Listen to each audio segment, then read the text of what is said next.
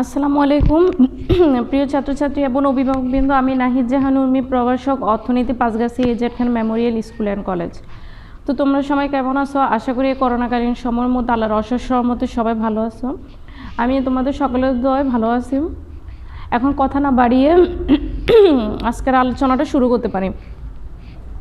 আজকের আলোচনাটা হচ্ছে দ্বাদশ শ্রেণীর অর্থনীতির দ্বিতীয় পত্রের হচ্ছে তোমাদের কিছু উদ্দীপক। গত ক্লাসে বললাম উদ্দীপক আমরা দিচ্ছি যেহেতু তোমাদের সামনে পরীক্ষার জন্য, এই জন্য আমরা হচ্ছে রিসেন্টলি ক্লাসগুলো নিচ্ছি এবং তোমরা ক্লাসগুলো ভালোভাবে দেখো। এখন আজকের হচ্ছে উদ্দীপক 2।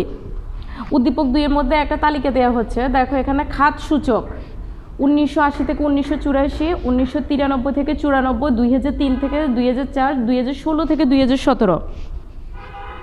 মাথা পিছু জিডিপি টাকা 30.66, আর 1993 থেকে 94 হচ্ছে 8,754, 2003 থেকে 4 হচ্ছে 24,628, 2016 থেকে 17 হচ্ছে 1,20,931। আর দেশজ সঞ্চয়ের মধ্যে কি পরিমাণ কোন সালে হয়েছে? 1.6, 7.5, 2003 থেকে 4 19.5, 16 থেকে 17 হচ্ছে 26.6। আর জাতীয় সঞ্চয়টা দেখো 4.4, 15 তারপর হচ্ছে 2003 থেকে 4 হচ্ছে 25.4, 16 থেকে 17 হচ্ছে 30.27। আর সরকারি বিনিয়োগটা দেখো 6.2, 7.6, 6.2, 7.26। আর বেসরকারি বিনিয়োগ হচ্ছে 8.1, 7.8, 2003 থেকে 4 হচ্ছে 17.8, আর 16 থেকে 17 হচ্ছে 23.0। এখন এটার আলোকে আমরা উদ্দীপকের জ্ঞানমূলক আর অনুধাবনমূলক কোশ্চেনগুলো আগে দেখি। প্রথমে হচ্ছে বাংলাদেশের মোট সীমানা কত কিলোমিটার?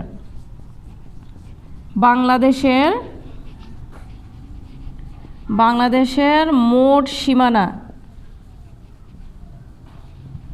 বাংলাদেশের মোট সীমানা কত কিলোমিটার? হ্যাঁ, এটার হচ্ছে আনসারটা লিখো তোমরা সবাই। বাংলাদেশের মোট সীমানা কত কিলোমিটার?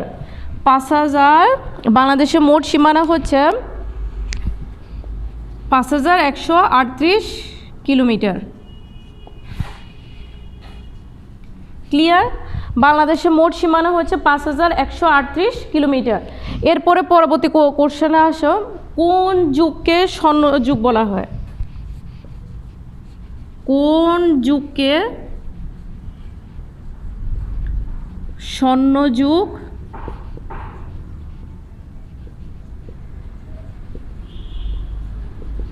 বলা হয়? আনসারটা লিখো, মুসলিম যুগ।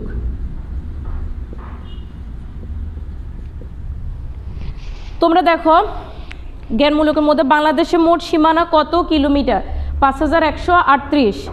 কোন যুগকে স্বর্ণযুগ বলা হয়? মুসলিম যুগকে স্বর্ণযুগ বলা হয়। তোমরা এখন এটা ভালোভাবে লিখো।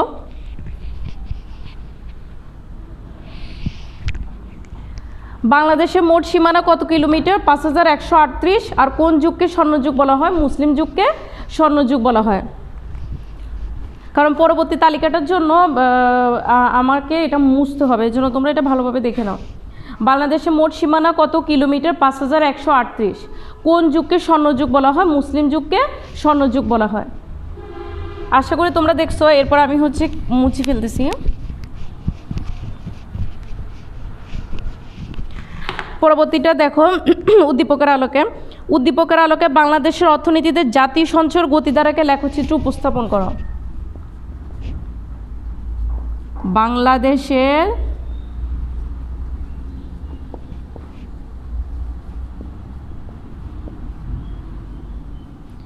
জাতীয় সঞ্চয়ের গতিধারাকে লেখচিত্রে উপস্থাপন করো। বাংলাদেশের জাতীয় সঞ্চয়ের গতিধারাকে লেখচিত্রে উপস্থাপন করো। বুঝো একটু, জাতীয় সঞ্চয় এখানে তোমার কিন্তু মাথা পিছু জিডিপিটাও বলে নাই, বলছে কোনটা? জাতীয় সঞ্চয়। দেশজ সঞ্চয়ের কথা বলে নাই, বলছে জাতীয় সঞ্চয়। সো জাতীয় সঞ্চয়ের মানগুলো আমরা তালিকার মধ্যে চিত্রের মধ্যে দেখাবো। সরকারি বিনিয়োগের কথা বলছে তোমাদের, বলে নাই। বেসরকারি বিনিয়োগের কথা বলছে, বলে নাই। বলছে হচ্ছে জাতীয় সঞ্চয়ের গতিধারার কথা, জাতীয় সঞ্চয়ের গতিধারার কথা। এখন এখানে দেখো কীভাবে আঁকবা। এখানে হচ্ছে মানগুলো দেখো 1980 থেকে 84, ভূমি অক্ষ হচ্ছে এটা বছরটা দাও, 80 থেকে 84 জাতীয় সঞ্চয় 4.4, 4.4, আর হচ্ছে 93 থেকে 94 হচ্ছে 15,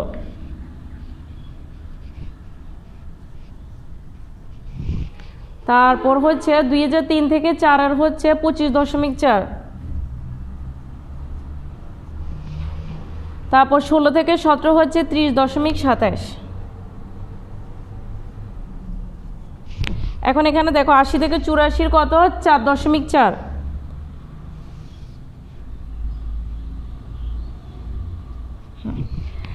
তারপর হচ্ছে 93 থেকে 94 হচ্ছে 93 থেকে 94 কত 15, 15 না 15, একটারে একটা শেডো দিয়ে আমি চিহ্নিত করছি।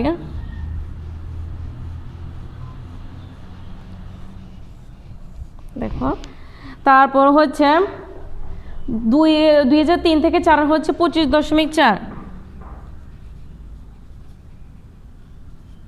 4 হচ্ছে 25.4,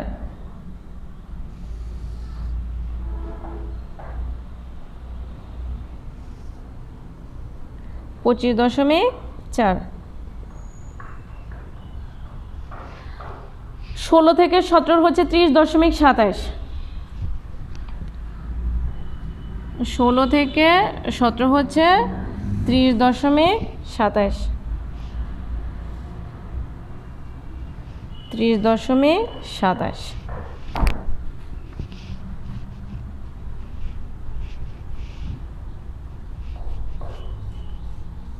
30.27। এটার মান কোনটা 4.4, 15.0, আর এটার কত 25.4, আর এটার কত 30.27। এখন দেখো তালিকা চিত্রটা একদম সহজ। ভূমি অক্ষের সালটা ধরবা 1980 থেকে 84 মান কত 4.4, জাস্ট এদিকে হচ্ছে তোমার মানগুলো জাতীয় সঞ্চয়ের মানগুলো থাকবে এবং এখানে দাগ টেনে টেনে যোগ করো। তারপর 1993 থেকে 94 কত হচ্ছে 15, আর হচ্ছে 2003 থেকে 4 হচ্ছে 25.4, 16 থেকে 17 হচ্ছে 30.27।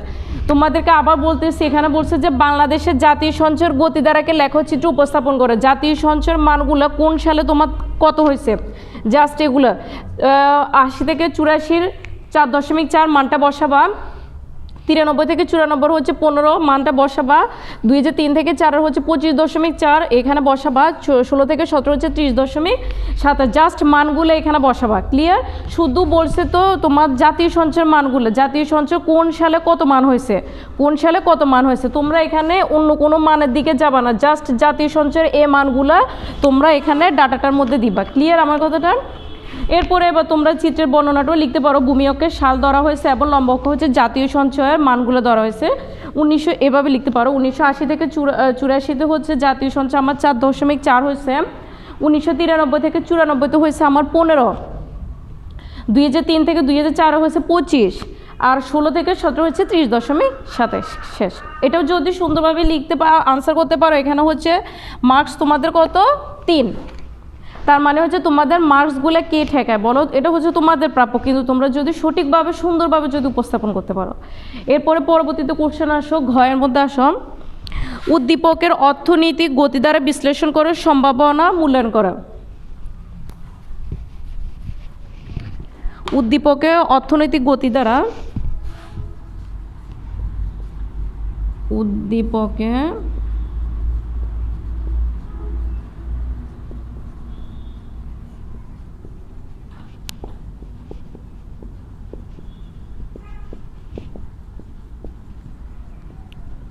বিশ্লেষণ করে সম্ভাবনা মূল্যায়ন করো। সম্ভাবনা মূল্যায়ন করো। উদ্দীপক অর্থনৈতিক গতি দ্বারা বিশ্লেষণ করে সম্ভাবনা মূল্যায়ন করা। পুরো উদ্দীপকের কথা বলছে। এখন এখানে পুরো উদ্দীপকের মধ্যে তুমি কি লিখবা? প্রথমে আমি তোমাদেরকে বলতেছি জিনিসটা, দেখো মনোযোগ দাও।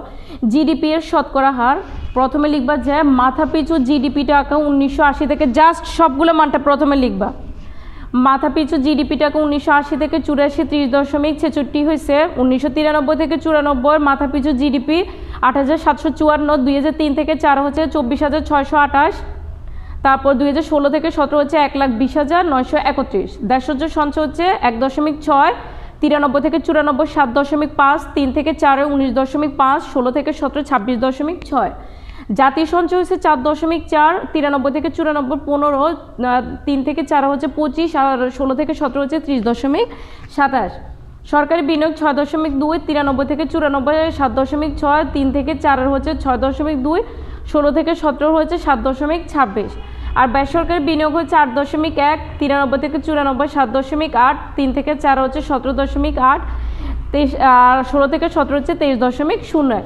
তার মানে হচ্ছে একটা জিনিস দেখো, আমাদের এখানে হচ্ছে মাথাপিছু জিডিপি এবং জাতীয় সঞ্চয়, মাথাপিছু জিডিপি, জাতীয় সঞ্চয় এবং বেসরকারি বিনিয়োগ। এখানে কি লিখবা? উদ্দীপক অর্থনৈতিক গতিধারা বিশ্লেষণ করো। লাস্টে লিখবা যে আমাদের এখানে মাথাপিছু জিডিপি টাকাটা বৃদ্ধি পাচ্ছে, জাতীয় সঞ্চয়টা বাড়তেছে এবং বেসরকারি বিনিয়োগটাও আমাদের বাড়তেছে। কারণ তোমরা রিসেন্টলি ডাটাগুলো দেখো, 16 থেকে 17গুলো দেখো কত দেখছো, সবগুলার হচ্ছে তোমার সালের সাথে সাথে সবগুলার মানটাও বাড়তেছে এবং সবগুলার বিনিয়োগটাও বাড়তেছে, তারপর সঞ্চয় বাড়তেছে, তারপর হচ্ছে জিডিপি টাকাও বাড়তেছে। তো আমি তোমাদেরকে প্রথম কোশ্চেনটার মধ্যে আবার যাচ্ছি। বাংলাদেশে মোট সীমানা কত কিলোমিটার? 5,138 কিলোমিটার। কোন যুগকে ইতিহাসে স্বর্ণযুগ বলা হয়? মুসলিম যুগকে ইতিহাসে স্বর্ণযুগ বলা হয়। বাংলাদেশের জাতীয় সঞ্চয় গতি দ্বারা লেখচিত্র উপস্থাপন করে। জাস্ট তোমার জাতীয় সঞ্চয়ের মানটা চাইছি, জাতীয় সঞ্চয়ের সবগুলো সালের মানগুলো তুমি তোমার লেখচিত্রের মধ্যে উপস্থাপন করবে। আর হচ্ছে উদ্দীপকে অর্থনৈতিক গতিধারা বিশ্লেষণ করে সম্ভাবনা মূল্যায়ন করো। উদ্দীপকে পুরো অর্থনৈতিক গতিধারাটা বিশ্লেষণ করবা এবং বিশ্লেষণ করার পর লিখবা যে 2016 থেকে 17 সালের মধ্যে বাংলাদেশের মাথাপিছু জিডিপি টাকা বাড়তেছে, দেশজ সঞ্চয় বাড়তেছে, জাতীয় সঞ্চয় বাড়তেছে, বেসরকারি বিনিয়োগ বাড়তেছে, সরকারি বিনিয়োগটাও বাড়তেছে। তো আশা করি তোমরা ভালোভাবে ক্লাসটা দেখবা এবং ভালোভাবে তোমরা এই গত ক্লাসে আমি একটা উদ্দীপক দেখাইছি, আজকের ক্লাসের মধ্যে একটা উদ্দীপক দেখাইছি। এখন তোমাদের দুইটা উদ্দীপক, এই দুইটা উদ্দীপকে যদি তোমরা সুন্দরভাবে আনসার করতে পারো, দুইটার মধ্যেও কিন্তু তোমরা 20 পাচ্ছ। এই 20 কিন্তু তোমাদের জন্য কম মার্কস না, এটা মাথায় রাখবা। দুইটা উদ্দীপক আমি কিন্তু 20-এর আনসার অলরেডি দেখাচ্ছি। এখন তোমরা ভালোভাবে মনোযোগ সহকারে আমাদের ক্লাসগুলো দেখবা। তো সবাই ভালো থাকো, করোনাকালীন সময়ের মধ্যে ভালোভাবে বাসায় পড়ালেখা করবা। আসসালামু আলাইকুম।